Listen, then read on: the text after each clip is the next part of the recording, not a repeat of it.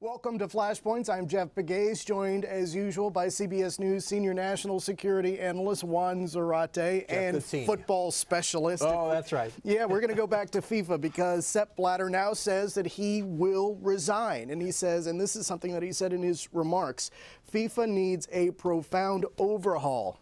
Is he a week late in making that statement? Probably 5 years later or even longer. I think it's a good step that he's stepped down. I think it's not the end of the story, though, Jeff. It's just the next step in what is, in essence, an overhaul of FIFA that's not, frankly, being led from within. It's being led by this external investigation by the U.S. Department of Justice. And I think what Sepp Blatter realized was not only had he lost credibility given this culture of corruption that had been alleged by the U.S. Department of Justice, but that the investigation itself was likely to lead closer and closer to his doorstep. And we'd begun to hear bits and pieces of that information that really does suggest that some of these corruption allegations are leading to his inner circle. And I would argue probably ultimately to him. And I think that the reality is, as American prosecutors get their hooks into defendants, they're going to get more and more cooperators that lead them up the chain. This is classic prosecutorial work. And so he realizes that the game's over, that the old business of corruption within FIFA is done. And what's interesting here is it's continuing to be driven by this external investigation by a country that has an interest in FIFA but hasn't been beholden to FIFA like some of the European and other countries. And so this is a story that is still unfolding, and Sepp Blatter stepping down is a good moment, but it's not the end. Well, so what do you think is the end game? Is it too early to tell? Where does FIFA go from here? Well, I think there are two things. One, I think this investigation plays itself out. And if FIFA were smart here, they would be launching their own internal investigation. They tried to do that, I think, meekly with some external experts probably about a year or two ago, because these issues were percolating. There were problems perceived.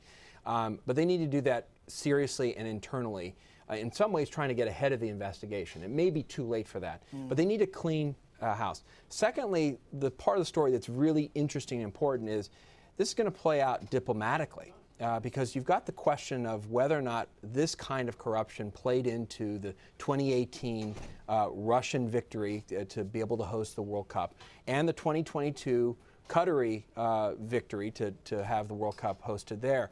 And so we're going to find out more about that. There's no question. And that is going to cause diplomatic and I would say geopolitical ripple effects. The Russians have already pushed back, asking why are the Americans doing this? It seems like an underhanded plot to undermine Russian credibility. The Qataris are likely not going to be happy, especially if they're embarrassed with some revelations. And so this is going to play out. And so I would say, first and foremost, you've got to get FIFA's house in order. But secondly, you've got to sort of play out what will happen in terms of the revelations internationally and geopolitically. Yeah, and getting FIFA's house in order, that's not something that happens overnight. This is something that will play out over months, maybe even longer than that, do you think? Oh, I think it's months, if not years of work to clean the system, to inject a culture of transparency and accountability versus the culture of compliance. And keep in mind that the Department of Justice allegations allege years worth of corruption, in so much so that the individuals who are part of this, were literally saying to others, look, this is how we do business. And so how do you disentangle that? How do you change the culture of an organization like that, that has had so much power, so much influence, and where money has been at the heart of how it's influenced and done its work? And I think that's going to take months, if not years, to work out. And so we'll see how Sepp Blatter's resignation affects events with FIFA going forward. For Juan Zarate, I'm Jeff Pegues, and that is Flashpoints.